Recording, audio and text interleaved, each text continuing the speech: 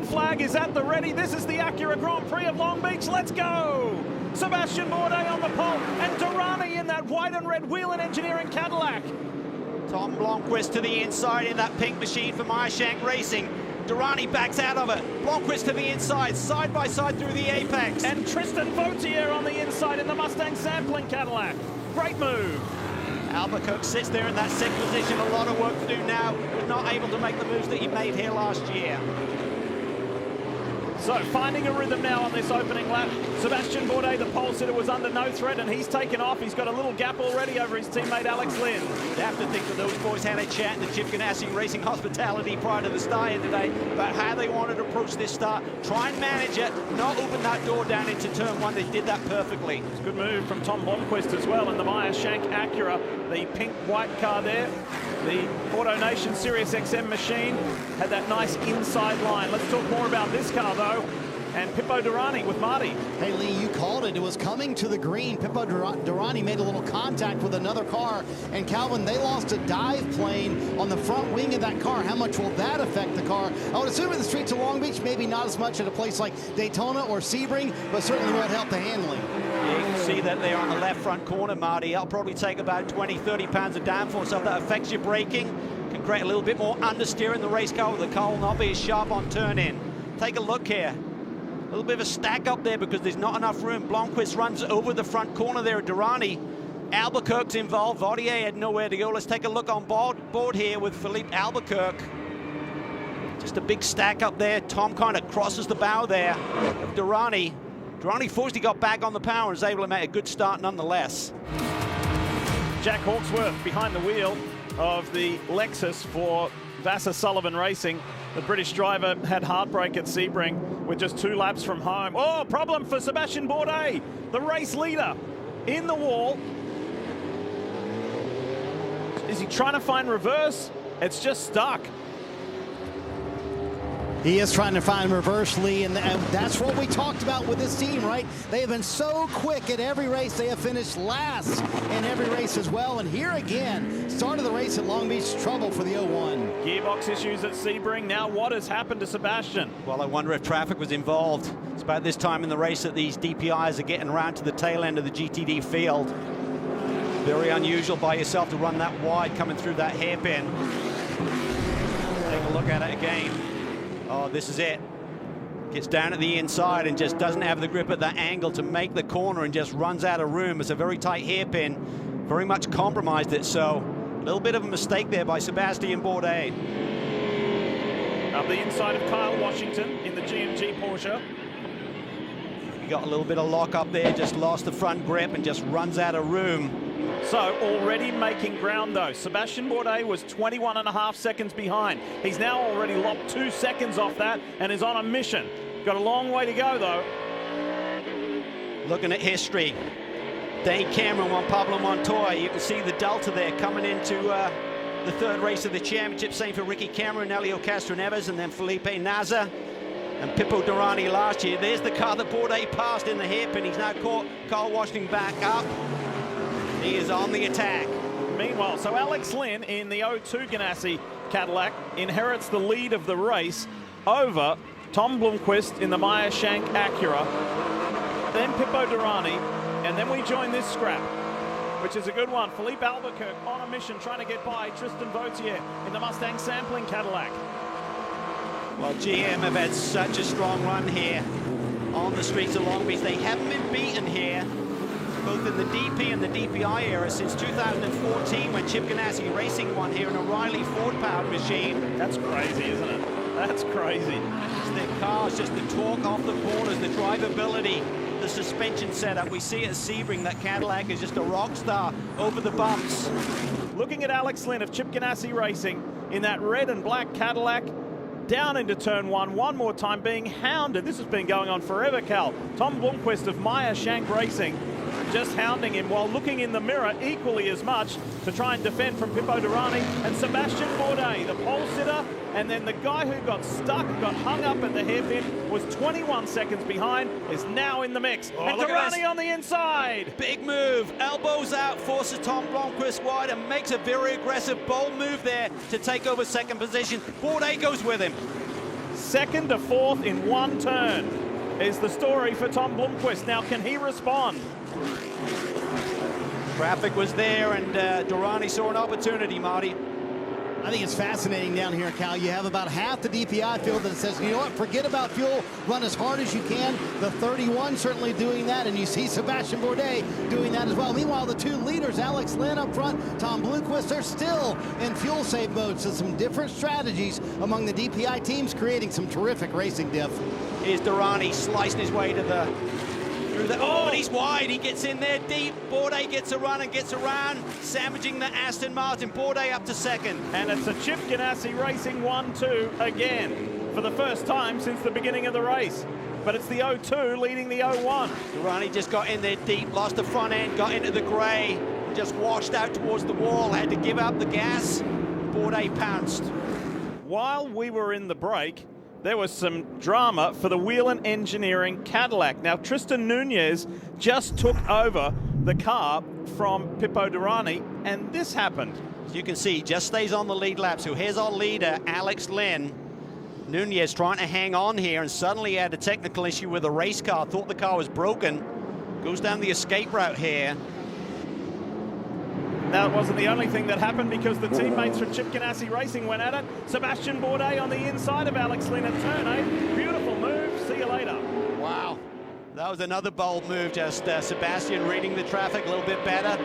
I'm sure Alex didn't realize that he was there. He's just trying to set up that GTD car for a run down Shoreline Seaside Way there. What a comeback. It all went sideways right here when he got jammed in the wall, overtaking the GMG Porsche, got stuck. He was 21 seconds in arrears, and the Frenchman, who's a 3-time winner here in IndyCar competition, just stormed his way back through the DPI field. Minimum drive time for GTs here today is 35 minutes. We're past that mark. Expect to see some activity up and down pit lane here shortly. Marty, what you got? Well, you can tell Sebastian Bourdais trying to make up for that mistake a little bit earlier, going to Tristan Nunez, and what happened there, the car just shut off, Cal, coming down the front stretch, right in front of the pit stall, as a matter of fact. He was able to cycle it. They think it's an electrical issue, certainly hoping that doesn't crop up again later in the race for the 31 Whelen Cadillac. And there could be a caution, the 57 into the wall, Lee. That's Ellis behind the wheel of the Winwood Mercedes. He gets it going again, dives for pit lane, kind of mid-pack in GTD, and that's not going to help. Yeah, they had an incident with the wall in first practice yesterday, but came back with Russell Ward to have a really strong qualifying run here. This is the team that won the Rolex 24-hour race last year on debut. Now they're back for a full season of Sol.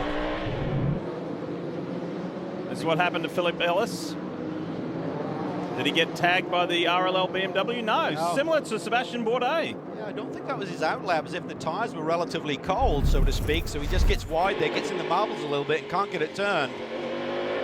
You saw he was distracted. Maybe he thought the BMW is going to slide down the inside, and was just distracted a little bit and missed his marks. Marty, back to you to finish your thought. Yeah, as we were saying on Sebastian Bourdais, so they have done an incredible charge through the field after dropping back to last in DPI, but they used some fuel, Calvin, getting back up through the field. So they're going to pit a little bit earlier than everybody else. They're going to pit in about 2 laps for Bourdais. Ringer Van de Zander will get behind the wheel, but that's going to be tight for them to make it to the end of the race, Dave. Connor DeFilippi now leads this GTD Pro field, yet to hit pit lane, of course. How long are they going to roll the dice here today? In the danger zone, as we call it, in terms of a yellow. This deep in the race, the pit lane would be close. All of that advantage that you're building. This is a team that really wants to get that first victory on American soil for this BMW M4. ST Racing won a race in Mugello, Italy, a couple of weeks ago to claim the first victory in the 12-hour event here, but in the IMSA WeatherTech Sports Car competition, there's a lot of teams really want to get that first win, including Paul Miller, including Turner Motorsports and Team RLL. So when does this Rahal Letterman Lanigan BMW come in? There's a caution. Wow, this is the problem by rolling the dice like this. But what's it for? We're hearing the rumble strips in turn 5 maybe coming apart a little bit. Aha, these are bolted down, these oddly shaped curbs, Now, Indy cars have to kind of stay away from these, Lee, but with the compliance of a GT machine, especially in this WeatherTech field, they will use these. They can break, they're bolted to the concrete, and it can snap those bolts. It's something they can come missing. You can see I'm missing the spot right there. Yeah. And that one, that red one there, you saw a car go over it, it's starting to lift up as well. Or that's the one that's being dislodged. The problem is if they stand up, they can literally slice the monocoque of one of these race cars. All right, here we go. Building to speed, coming around to the hairpin. Turn 11, ready to get this started, restarted, I should say. And Renger van der Zande is not hanging about. He takes off from Earl Bamber, his teammate. And then Ollie Jarvis in the Meyer Shank Acura, the pink and white car you can see at the top of your screen. Yeah, I think Renger van der Zande is going to try and make a statement here about who is the leader of this two-car operation at Chip Ganassi Racing. But on his heels, he's got one of the fastest drivers, whether it's a GT car that he's won here at Le Mans in, or one of these prototypes. He's a two-time Le Mans winner for Porsche. Overall in prototype competition is Earl Bamber, the Kiwi, who's chasing after him. Isn't it funny how what changes in motorsport? A year ago, Van der Zande was driving alongside Kevin Magnussen. Kevin Magnussen's in Australia, in Melbourne, Australia, ready to do the Grand Prix later tonight. Totally unexpected. He thought his Formula One days were done, and Kevin got the late call-up to rejoin Haas. Ronnie's going to be on full attack mode here. Here is Alex Riberas in the heart of racing. Aston Martin, then Ben Barnicoat. Oh, look out, look out. Talk about heart of racing. That is the GTD car. Maxime Martin. Oh, that was a heavy hit. Not sure if he had damage there. He just suddenly veered left side into the wall there on the approach to turn 8. Check this out again. Look to the right of your screen. Something's broken. Yeah. Maxime Martin was a passenger in that car. Yeah, I wonder if the left front was down, whether it maybe clipped the wall somewhere else earlier in the lap. Right there. Oh, yeah. Yeah. Contact with the Paul Miller Racing BMW. Yeah, I bet one of those body work parts on that BMW cut down that left front for Maxime Martin. He just couldn't get the car turned. Maxime Martin cannot believe what happened there, fighting for a potential class win here, maybe a second. He's undefeated here at Long Beach, but his day is cut short. Let's see if Earl Bamber in that red and black car can go with Renger van der Zande. I think the answer is no. Race restarts with 20 minutes left here in Long Beach. Yeah, and I tell you what, last time when Renger took off, he set a new fast lap, 9/10 clear of the rest of this field. So it's up to the rest of these chasers here to try and find that pace that he's demonstrated at the front. Oh, there's an incident at the back of the pack there. That's the number 32 car, the Caught Off Motorsport AMG Mercedes, deep in the tires. Championship leading car is buried at turn 8. What a nightmare. McAleer behind the wheel. Did someone try and get down to the inside? Maybe not a yellow if Stephen can get this thing out of there. He's got hooked up. I think some of that bodywork's got into that tire bundle. Here's what happened.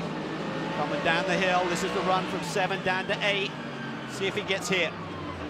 Oh, I don't think he did. Certainly couldn't hear a big thump of any kind. It's the Inception McLaren behind him, but don't think he was close enough to maybe have contact. And the Inception car down to the inside of the 39 car. This is Jeff Westphal behind the wheel.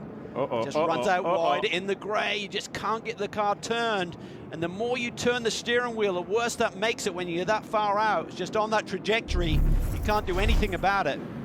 With less than 14 minutes on the clock, let's finish it off. It's a short full course caution, and Renger van der Zande sees that green first and takes off yet again. Just beautifully timed. Every time he's getting these restarts, he's just leaving Earl Bamber in his dust there, just gets that big launch.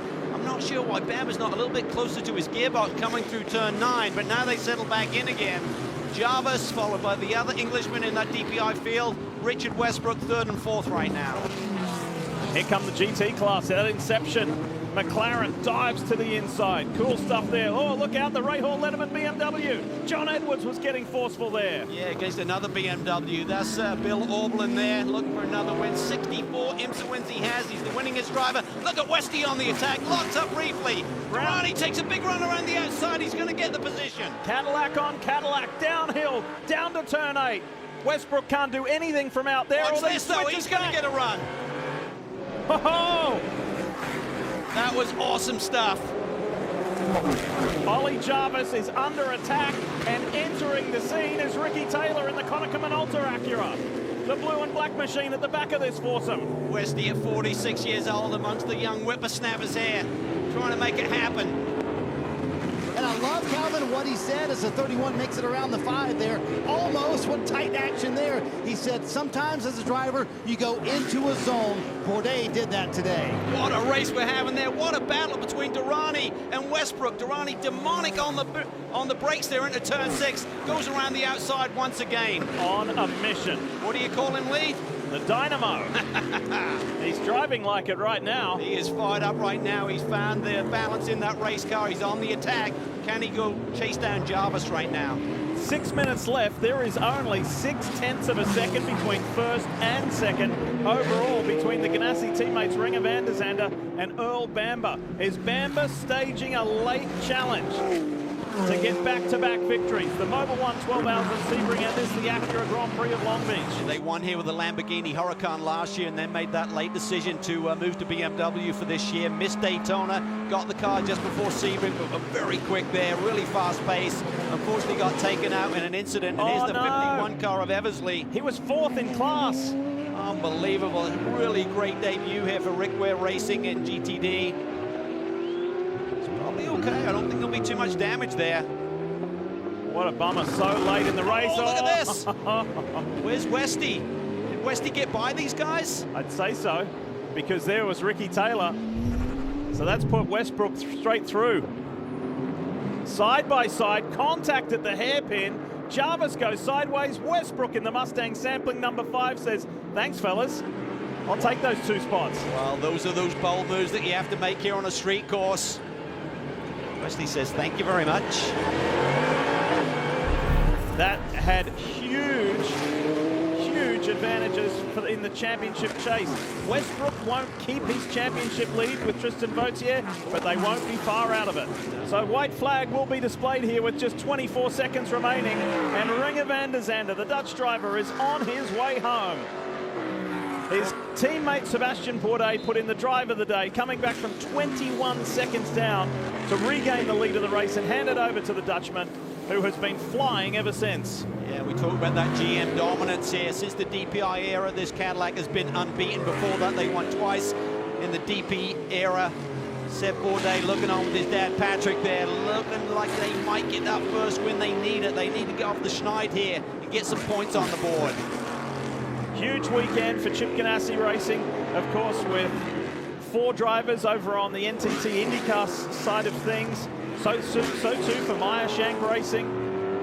It's just nice for them all to be at the same racetrack. Remember, when IndyCar raced at Texas Motor Speedway was the same weekend as the Mobil 1 12 Hours of Sebring. They couldn't be there. They couldn't be at both tracks at the same time.